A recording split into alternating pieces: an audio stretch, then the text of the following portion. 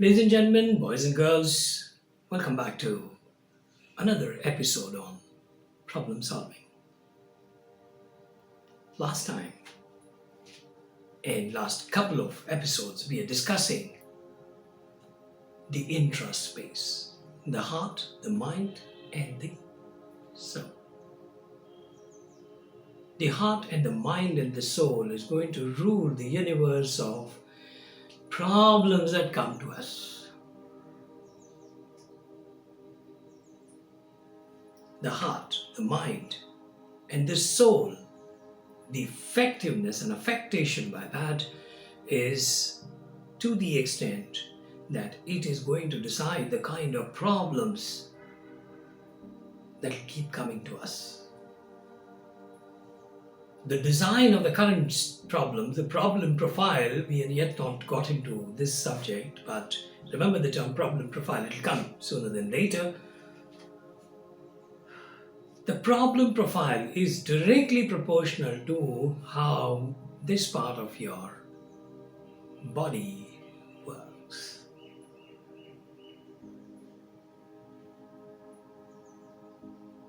How this part of the body works. Still, the fact remains you're going to qualify it as a problem, which has got a negative connotation. So here we are. We're going to now re-look at the problem, the body, the mind, the soul, the intelligence of the problem. We're also going to look at that. So normally, now pardon me, but we are entering a more and more metaphysical space. So this might confuse a couple of my young friends who are listening into this. Okay, should you feel any disturbance, any disorder, you can always consult somebody senior around you, maybe a father, maybe a grandfather, or simply write to me. I'll be more than happy to indulge into some micro issues or problems, because you will talk about your life, which I do not know, so that becomes a micro for me, and that helps our research. As I say for the third time probably, that this courses is like online research. I'm not here to deliver my knowledge, my education on this. I'm rather trying to take your company to look at problems. We are rather going together hunting for problems. You like it? We are there, co-hunters of the problems. Coming back to this, why does it happen that problems are treated as problems? Because they enter a space of our mind occupied uninvited. Uninvited. A best of the friend, not invited, coming at a wrong time will trouble you, isn't it? You're no more the same person. He no more looks the same person. I mean, how come he's my best friend? You should have known. I've got my own work. I'm tied up with something. I have this to attend and that to attend. So your good friend becomes a problem because he's come at the wrong time. But timing is a mathematical puzzle. But timing is a mathematical puzzle even for gods and goddesses. Even for gods and goddesses. They don't know which is the right time. When this fellow Sunny will accept me there. They don't know. Hundreds of things are happening in the universe, and they are directing the show. How could they decide upon a certain act, a certain event happening in Sunny's life? Timing is a big mathematical problem. The moment that occurs is much easy for me to accept and understand, but it's very difficult for gods and goddesses to design. Just look at it. considering the kind of provisions they have and the kind of challenges they have, it is unmatched. The provisions do not match the challenge. Because here it is me who expresses my desire, better not now, later please. Somebody wants to withdraw money from my account, better not now, later please, tomorrow, let the money be there for a while. Somebody wants to give me upsetting news, he said, better tomorrow, let me have a good sleep. If you think timing is an extraneous act, please empathize with gods and goddesses also. It's a very, very difficult mathematics. And then anything that happens is not going to happen just like that.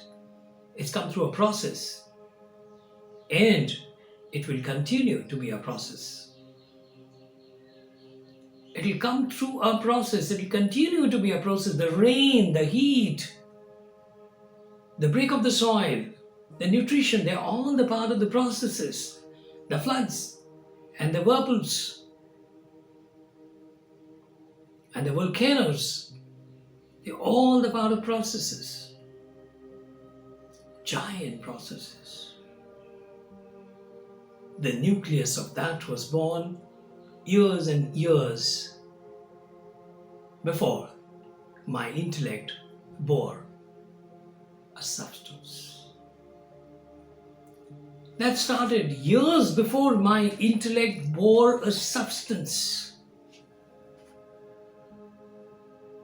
I can only make a comment, a casual comment, but that's not the way of understanding the issues. So once we come to understanding the dynamics of life, I wonder whether I can stop myself from using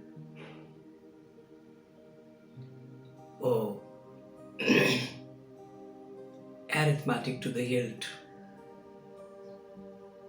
stopping myself from algebraic excursions, avoiding the geometric view of the world.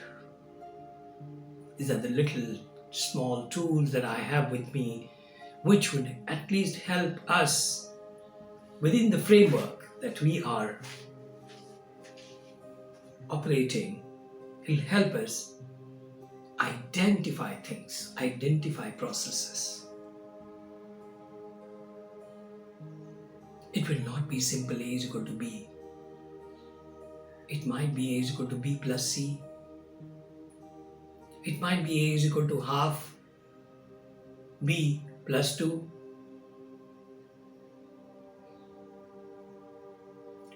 It might be quadratic. B is equal to A square minus 2. B is equal to A square minus 2A divided by 5. What have you? Sciences have gone deep into understanding even chemical synthesis, the reaction engineering. They're using integrations and differentiations to understand reaction engineering. Oh my God, such a micro, such an unseen process.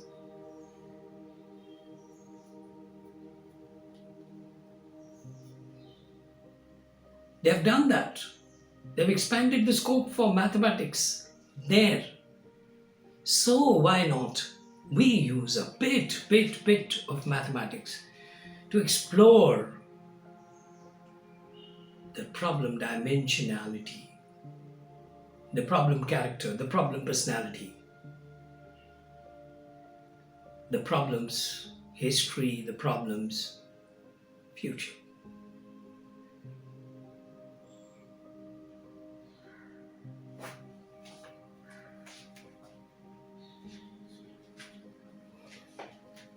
So the problem comes to us unannounced, untimely. It's timely, but it is untimely for me. So we tend to look at problem as a grave issue, of distraction. I often find it very funny when A bowler has gone to the top of the bowling mark, maybe has run 30 yards, 40 yards, darting in. He's all prepared his mind to decide where to pitch, what to do, what length, what speed, what trajectory against the field that he has set. And suddenly the batsman withdraws. Like it. At least there are some people who have a provision to postpone problems.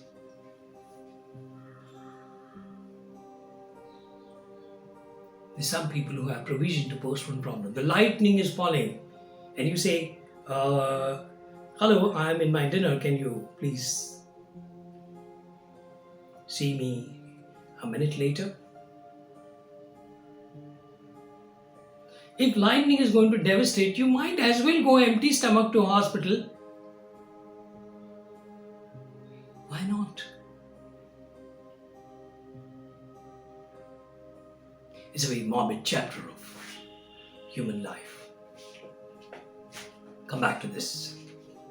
So I'm happy about the situations where the batsman has a chance, or sometimes the bowler also backs out, say, I've done a wrong footing, I'm a side-on bowler, and I think because my foot was stuck, I suddenly became a square shoulder bowler, and that's not my way. I won't be able to get a pace out of it, so he withdraws from bowling.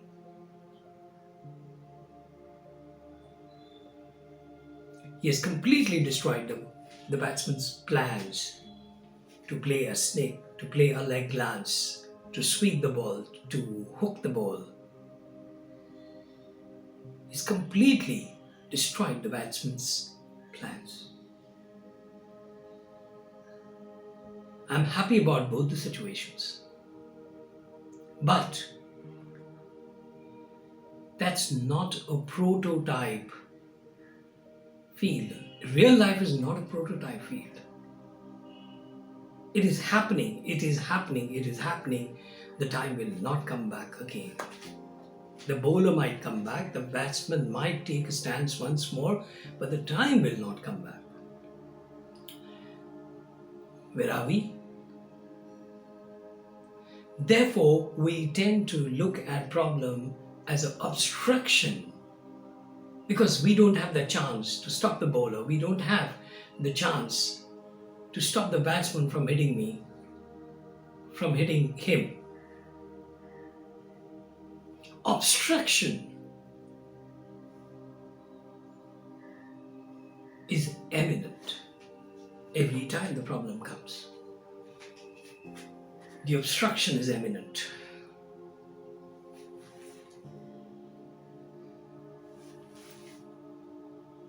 We are worried more about the aftermath, the obstruction. I'm having a dinner, the lightning wants to fall. I've just taken a time from the lawyer, I want to rush to a lawyer, and my friend comes. There's an obstruction, and problem per se may not be as big as the obstruction it causes. We feel harassed. We feel harassed by the factor of obstruction.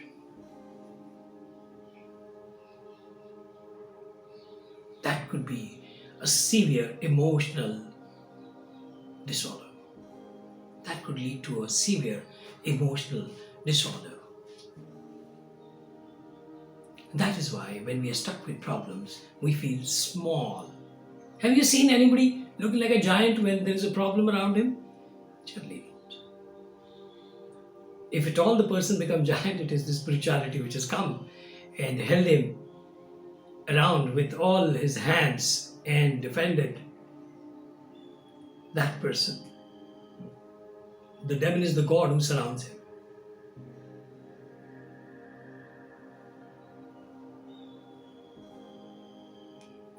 Obstruction is an issue. So, May we therefore not worry so much about the timing of the problem, because anyway it is a larger mathematics. There is no one man victimization possible in this universe. There is no one man victimization possible in this universe. There are groups and types of people suffering on account of something. If you are rushing out, the friend will bother you. If you are jolly well sleeping in the bed and wanting to do nothing in the day, probably the friend comes as a dinner party to you, as an excursion to you. He's dropped in your house. You're going to be staying there, but it will be like an excursion to you. It will be like a musical concert to you. It will be like a stand-up comedy show for you. Obstruction is a problem. In the next episode, we are going to look at the intellectual counteraction to this obstruction. So, ladies and gentlemen, boys and girls, thank you very much for being part of this forum, part of the discussion. As often as I say, and often I say, and as often I say, come to problem solving, come to life.